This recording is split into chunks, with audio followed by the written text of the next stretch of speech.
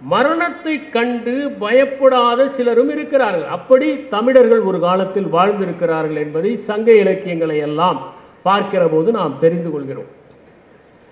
நடுகள் என்கின்ற ஒன்றை போரிலே வீர மரணம் அடைந்தவர்களுக்காக நட்டு அந்த நடுகளை சுற்றி பாட்டு பாடி மகிழ்ந்து அதற்கு பூச்சூடி வழிபட்டார்கள் என்பதை சங்க இலக்கியங்களில் பார்க்க முடிகிறது.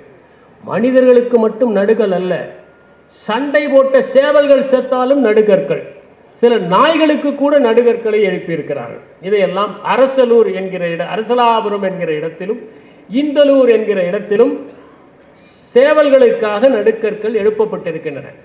எனவே மரணம் என்பதை சாதாரணமாக எடுத்துக்கொள்வதனால்தான் திரு சுந்தராவுடைப்பன் அவர்கள் குறிப்பிட்டதை போல குழவி இறப்பினும் ஊந்தடி பிறப்பினும் ஆளன்று என்று வாளின் தப்பார் என்று சேரமான் கணைக்கால் இருமுறை பாடியதாக ஒரு பாடல் இருக்கிறது.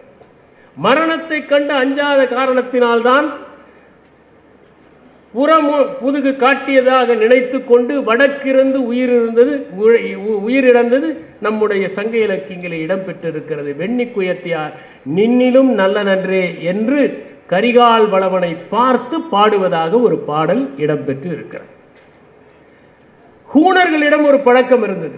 சுந்தராவுடைப்பன் அவர்கள் சொன்னார்கள், இந்த காயம் ஏற்படுத்துவது, குழந்தை பிறந்த உடனேயே அதனுடைய முகத்திலே கத்தியை வைத்து கீறுவார்கள். இதுதான் ஹூணர்களுடைய பழக்கம். ஏனென்றால் ஒரு குழந்தையாக இருக்கிற போதே வலியை தாங்கிக் கொள்ள ஒருவர் பழக வேண்டும் என்பதற்காகத்தான் அந்த நடைமுறையை ஹூணர்கள் வைத்திருந்தார்கள்.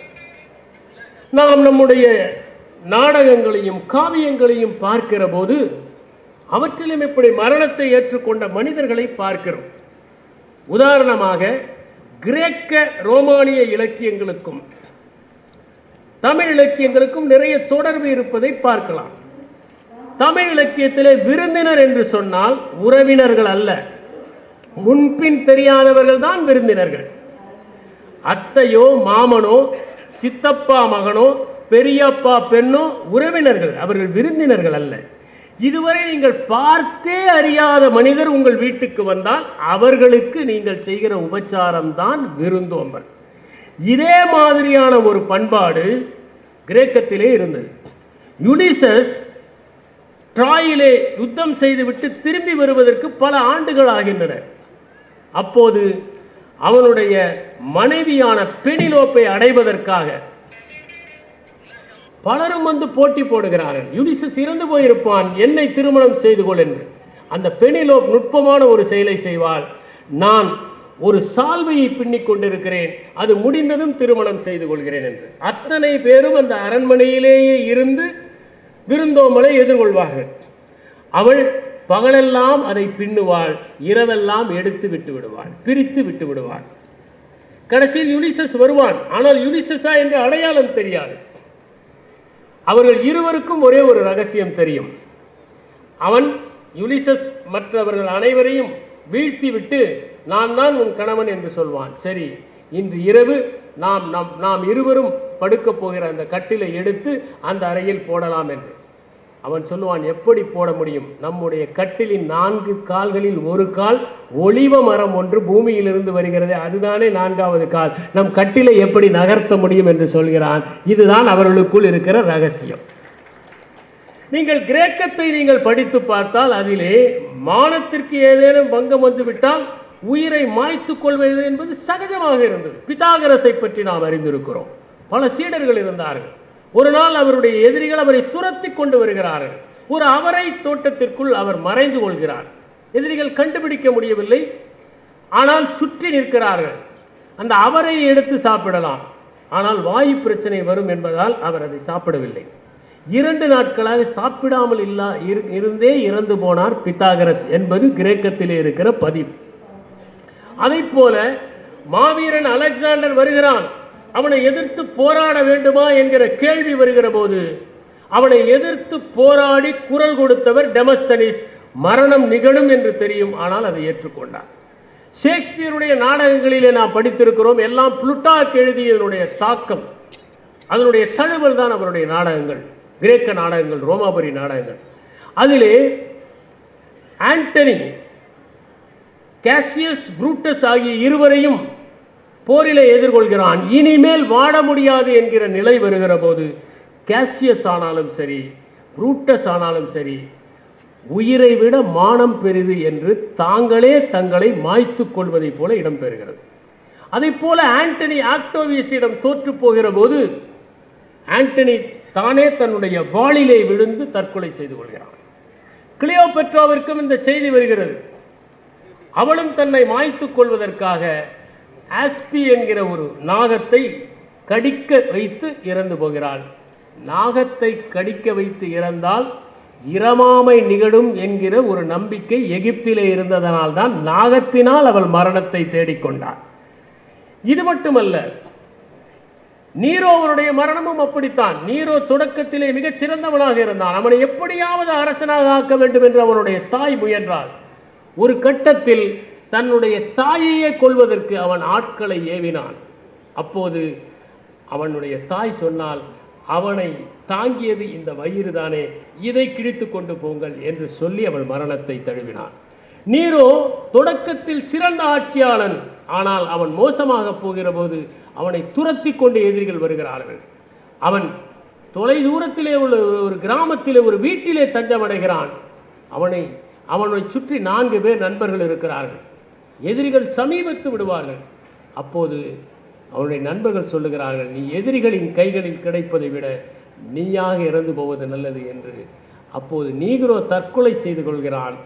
அவன் உதிர்த்த வாசகம், ஒரு மகா கலைஞன் இப்போது இறக்கிறான் என்பதுதான். ஏனென்றால் உண்மையிலேயே நீரோ ஒரு மகா கலைஞனாக திகழ்ந்தான். நீரோவனுடைய ஆசானாக இருந்தவர் செனக்கா. தொடக்கத்தில் நீரோ மிகச் சிறந்த நிர்வாகத்தை கொடுத்ததற்கு காரணமே அந்த செனக்கா அவனை வழி நடத்தியதுதான். அப்படி அற்புதமாக அவனை வழி நடத்தினான். ஆனால் சிலர் பொறாமையின் காரணமாக செனக்காவை பற்றிய தவறானவற்றை எல்லாம் சொல்லி நீரோவினுடைய மனத்திலே நஞ்சை ஏற்றி விட்டார்கள். மாசுபடைந்த அந்த நீரோ அவரை நாடு கடத்த முற்பட்டான். இது நிகழும் என்று செனக்காவிற்கு தெரியும். அவர் ஒரு தீவிலே இருக்கிறார். ஒரு நாள் தன்னை கொல்லுவதற்கு ஆட்களை அவன் ஏவுவான் என்பதும் தெரியும். அதனால் அவர் ஒவ்வொரு நாளும் மரணத்தை நினைத்து கொண்டே இருப்பார். எப்படி மரணம் நிகழும் என்று அவர் தன் மனத்திற்குள்ளேயே ஒத்திகை பார்த்து கொண்டிருந்தார். எப்படி தாஸ்தோவஸ்கி சைபீரியாவினுடைய குளிர்ந்த சிறையிலே இருக்கிற போது எல்லா காவியங்களையும் தன்னுடைய மனத்திலேயே எழுதிவிட்டாரோ, எப்படி ஆல்பர்ட் ஹிச்காக் ஒத்திகைக்கு முன்பே தன்னுடைய திரைப்படங்களை எல்லாம் மனத்திலேயே படப்பிடிப்பு நிகழ்த்தி விட்டாரோ, அதை போல செனக்கா தன்னுடைய மரணத்தை கூட ஒத்திகை பார்த்து விட்டார். நீரோவனுடைய ஆட்கள் வந்து கதவை தட்டுகிற போது, நீயாக தற்கொலை செய்து கொள்கிறாயா இல்லை நாங்கள் கொல்லவா என்று கேட்கிற போது, நான் தற்கொலை செய்து கொள்கிறேன் என்று சொல்லிவிட்டு தன்னுடைய கை நரம்புகளை எல்லாம் அறுத்து கொண்டு கொதிக்கிற நீரிலே அமர்ந்து மரணத்தை அணு அணுவாக தரிசித்து அவர் மரணமடைந்தார் என்பதை நாம் பார்க்க முடிகிறது. இப்படி நம்முடைய கிரேக்க காவியங்களிலும் ரோமாவரியைச் சேர்ந்த காவியங்களில் மட்டுமல்ல, நாம் வாழ்க்கையிலும் மரணத்திற்கு அஞ்சாத பலரை பார்க்கிறோம். ஷே குவாராவை பொலிவியாவிலே இருக்கிற ஒரு பள்ளியிலே கட்டி வைக்கிறார்கள்.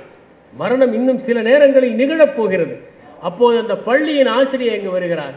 என்ன உங்கள் பள்ளி கட்டடங்கள் எல்லாம் இவ்வளவு மோசமாக இருக்கின்றன? நாங்கள் உங்கள் பொலிவியாவை விடுதலை செய்த பிறகு நல்ல பள்ளி கட்டடங்களை கட்டி கொடுப்போம் என்று நம்பிக்கையாக சொன்னார் அந்த ஷே குவாரா. மரணம் நெருங்கிக் கொண்டிருக்கிறது. தூக்கி எப்போது வேண்டுமானாலும் நிகழ்ந்து விடலாம். அந்த நேரத்தில் கூட லெனினுடைய நினைவுகளை படித்துக் கொண்டிருந்தார் பகத்சிங். இப்படி எத்தனையோ பேரை வரலாற்றிலே மரணத்திற்கு அஞ்சாதவர்களை நாம் பார்க்க முடியும். ஆனாலும் இவற்றையெல்லாம் வாசித்தாலும் இந்த வாழ்க்கை நிலையானது என்பதை போல மனிதர்கள் நினைத்துக் கொண்டிருக்கிறோம். அதனால்தான் நில்லாதவற்றையெல்லாம் நிலையொன்று உணரும் புல்லறிவாண்மை கடை என்று திருவள்ளுவர் குறிப்பிடுகிறார்.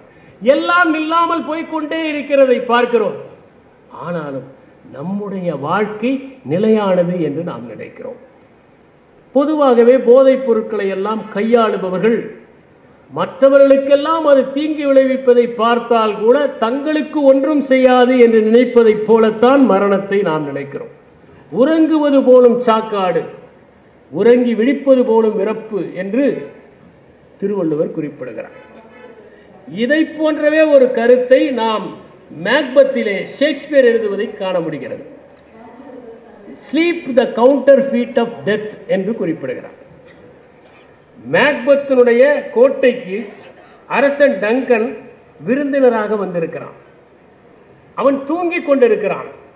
லேடி மேக்பத் அவனை கொல், தூங்கிக் கொண்டிருக்கும் போதே கொல், இந்த தூக்கமே மரணத்தின் ஒரு போலிதான், கொன்றுவிடு என்று அவனை உசுப்புகிறான். அதை செய்கிறான் அந்த மேக்பத். அப்போதுதான் 3 விதமான தவறுகளை அவன் செய்கிறான். ஒன்று, மன்னனை கொள்கிறான், விருந்தினனை கொள்கிறான், தூக்கத்திலே கொள்கிறான். இந்த 3 விதமான குற்றங்களை அவன் செய்கிறான் என்று அதிலே போர்ட்டர் சீன் ஒன்று வரும். அந்த போர்ட்டர் சொல்லுகிறான், இது கோட்டை அல்ல, இதுதான் நரகம் என்று சொல்லுகிறான். அப்படி எழுதியிருப்பார் ஷேக்ஸ்பியர். எனவே உறக்கத்தை போலதான் சாக்காடு என்று திருவள்ளுவர் தெளிவுபடுத்துகிறார். அதே நேரத்தில் ஒன்று சொல்லுகிறார், ஒரு நாளும் வாழ்வதறியார் கருதுவ பல கோடியும் அல்ல பல என்று குறிப்பிடுகிறார். ஒரு நாள் கூட நாம் உருப்படியாக வாழ்கிறோமா, விழிப்புணர்வோடு வாழ்கிறோமா? ஆனால் பல ஆண்டுகள் வாழ வேண்டும் என்று நாம் நினைக்கிறோம். ஒவ்வொரு நாளையும் நாம் விழிப்புணர்வுடன் வாழ்ந்தால் வாழ்கிற நாட்கள் போதும், அதுவே நமக்கு திருப்தியாக இருக்கும். இதைத்தான் செனக்கோ சொல்கிறார், வாழ்க்கை என்பது குறைவானதல்ல, நீளமானதுதான்.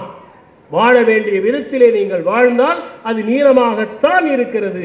நீங்கள் தான் சரியாக வாழாததால் அது குறுகியதைப் போல தோன்றுகிறது. இன்னும் வாழ வேண்டும் என்று ஆசைப்படுகிறேன். முல்லா நஸ்ருதீனை கேட்டார்கள், திருமணமானவர்கள் அதிக ஆண்டுகள் வாழ்வார்களா? அதிக ஆண்டுகள் வாழ மாட்டார்கள், ஆனால் அதிக ஆண்டுகள் வாழ்வதைப் போல தோன்றும் என்று குறிப்பிட்டார். இது முல்லா நஸ்ருதீன் குறிப்பிட்ட ஒரு முக்கியமான செய்தி.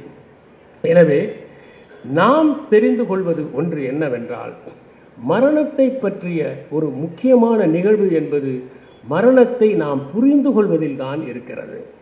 கலீல் கிப்ரான் சொல்கிறார், இந்த வாழ்க்கையின் இதயத்தை நான் விசாரிக்காமல் மரணத்தின் ரகசியத்தை எப்படி புரிந்து கொள்ள வேண்டும்?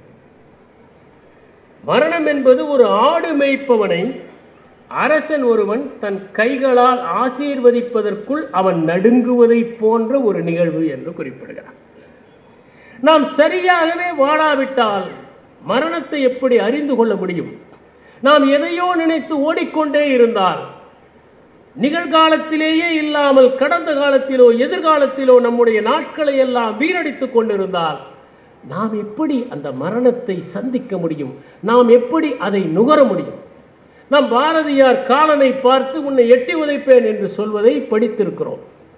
பாரதியார் வாழ்நாள் முழுவதும் போராட்டங்களோடும் துயரங்களோடும் வறுமையோடும் வாழ்ந்தவர். அவர் வாழ்கிற காலத்தில் இந்தியா விடுதலை பெற வேண்டும் என்று கனவு கண்டவர். பெண்கள் சுதந்திரமாக இருக்க வேண்டும் என்று ஆசைப்பட்டவர். இந்தியா தொழில்களில் மேம்பட்டு இருக்க வேண்டும் என்று விரும்பினவர். சாதிகள் எல்லாம் அழிந்து போக வேண்டும் என்று ஆசைப்பட்டவர். அதனால் அவர் காலன் வந்தால் எட்டி உதைப்பேன் என்று சொல்லுகிறார். ரவீந்திரநாத் தாகூர்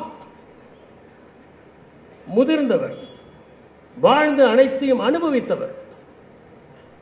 அவர் எழுதிய நூல்கள் எல்லாம் உலகம் முழுவதும் வாசிக்கப்படுகிற அளவிற்கு புகழை பெற்றவர், நோபல் பரிசு பெற்றவர், மேற்கிலேயும் கொண்டாடப்பட்டவர்.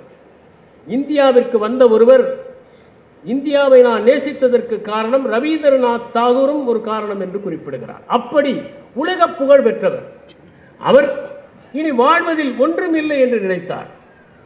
அதனால்தான் அவர் சொன்னார், மரணமே மரணமே என் காதுகளில் வந்து நீ கிசுகிசப்பாய், நிறைவான மரணமே என்று சொன்னார்.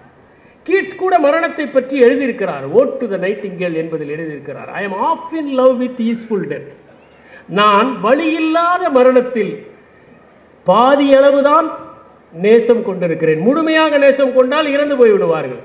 நான் வலியில்லாத மரணத்தின் மீது பாதி நேசம் வைத்திருக்கிறேன். நான் I am half in love with easeful death என்று குறிப்பிடுகிறார். இப்படி ரவீந்திரநாத் தாகூர் கபீருடைய மரணத்தை பற்றி ஒரு செய்தியை குறிப்பிட்டிருப்பார். கபீர் என்பவர் ஒரு சூஃபி துறவி. அவருக்கு பல மதங்களில் இருந்தும் சீடர்கள் இருந்தார்கள். அவர் இறந்து போனார். அவரை புதைக்க வேண்டும் என்று ஒரு சாரார் சொன்னார்கள், அவரை எரிக்க வேண்டும் என்று இன்னொரு சாரார்கள் சொன்னார்கள். வெளியிலே வாக்குவாதம். இருவரும் கோபமாக நாங்கள் வேண்டியதைத்தான் செய்வோம் என்று உள்ளே போய் அந்த சவத்தை பிரித்து பார்த்தபோது சவம் இல்லை, அங்கே மலர்கள் தான் இருந்தன. இவர்கள் ஒரு கை மலரை அள்ளிக்கொண்டு போய் எரித்தார்கள், அவர்கள் ஒரு கை மலரை அள்ளிக்கொண்டு போய் புதைத்தார்கள் என்று குறிப்பிடுகிறார் அவர். மரணம் என்பது மனிதனின் மீது எத்தகைய தாக்கத்தை ஏற்படுத்தும் என்பதை நம் சித்தர்கள் எல்லாம் பாடியிருக்கிறார்கள். வாழ்க்கையை நீர்க்குமிழி என்றும் நீர்மேல் எழுத்து என்றும் துயிலில் கண்ட கனவு என்றும் அவர்கள் குறிப்பிட்டிருக்கிறார்கள். பட்டினத்தார் எழுதுகிறார், என் பெற்ற தாயும் என்னை பிணமென்று சொல்லி இகழ்ந்து விட்டார், பொன் பெற்ற மாதரும் போமென்று சொல்லி புலம்பி விட்டார், கொன்பெற்ற மைந்தரும் பின்வலம் வந்து குடம் உடைத்தார் என்று குறிப்பிடுகிறார். அவ்வளவுதான் வாழ்க்கை. அதனால்தான் அவர் சொன்னார், அத்தமும் வாழ்வும் வீடு மட்டே, விடியம் பொழுக மெத்திய மாதரும் வீதி மட்டே, விம்மி விம்மி இரு கைத்தலம் மேல் வைத்தடும் மைந்தரும் சுடுகாடு மட்டே, பற்றி தொடர்வது இருவினை புண்ணிய பாவமுமே என்று குறிப்பிட்டார். இதைத்தான் எளிமையாக கவிஞர் கண்ணதாசன் அவர்கள் வீடு வரை உறவு, வீதி வரை மனைவி, காடு வரை பிள்ளை, கடைசி வரை யாரோ என்று எழுதினார். இந்த பாடலை தமிழ்நாட்டில் தவறாமல் எல்லா திருமண வீடுகளிலும் ஒளிபரப்புவார்கள். தவறாமல் எல்லா திருமண வீடுகளிலும், அதுவும் குறிப்பாக தாலி கட்டுகிற போது போனால் போகட்டும் போடா என்கிற பாடலை அவர்கள் ஒளிபரப்புவார்கள். பட்டினத்தார் இந்த பாடலை அவர் குறிப்பிடுகிறார். நாம் திச்நாட் ஹான் என்பவர் எழுதிய ஒரு அற்புதமான புத்தகம் நோ ஃபியர் நோ டெத். நாம் ஏன் மரணத்தை கண்டு பயப்படுகிறோம்? அவர் சொல்லுகிறார், இது எல்லாவற்றிற்கும் மூல பயம் ஒன்று இருக்கிறது. ஒவ்வொரு குழந்தையும் கருப்பையிலே இருக்கிற போது மகிழ்ச்சியாக இருக்கிறது. ஏனென்றால் அது சாப்பிட வேண்டியதில்லை, அது மூச்சு விட வேண்டியதில்லை, அதற்கு மருந்து கூட தாய்தான் உட்கொள்கிறார். கருவறையில் மிகவும் மகிழ்ச்சியாக அந்த குழந்தை இருக்கிறது, எந்தவித தொல்லையும் இல்லை, பாதுகாப்பாக இருக்கிறது. எப்போது அது பிறக்கிறதோ அப்போது நம்மை பொறுத்தவரை அது பிறப்பு, குழந்தைக்கு அதுதான் முதல் இறப்பு. ஏனென்றால் வெளியே வந்த பிறகு அதுவாக சுவாசிக்க வேண்டும், அதுவாக உணவு உண்ண வேண்டும், வெளிச்சத்தை பார்க்கிறது, இனி தானே எல்லாம் செய்து கொள்ள வேண்டும் என்பதற்காக அது பயந்து நடுங்குகிறது. அந்த நிலைமையில் தான் அதற்கு ஏற்படுகிறது அந்த மூல பயம். அந்த மூல பயம்தான் ஒவ்வொரு மாற்றத்தின் போதும் நாம் பயப்படுகிறோம். இடம் மாறுதல் ஏற்பட்டால் பயப்படுகிறோம், ஓய்வு பெற்றால் பயப்படுகிறோம், எல்லோரும் அல்ல. ஏன் பயப்படுகிறோம் என்றால், இந்த மாற்றம் என்பது ஒருவித மரணம். இந்த மரணம் அந்த மூல பயத்திலிருந்து வருகிறது. எனவே இறப்புக்கான பயம் வேறொன்றும் இல்லை, பிறப்பிலிருந்து தொடங்குகிறது. அதைத்தான் நாம் நுட்பமாக புரிந்து கொள்ள வேண்டியவர்களாக இருக்கிறோம்.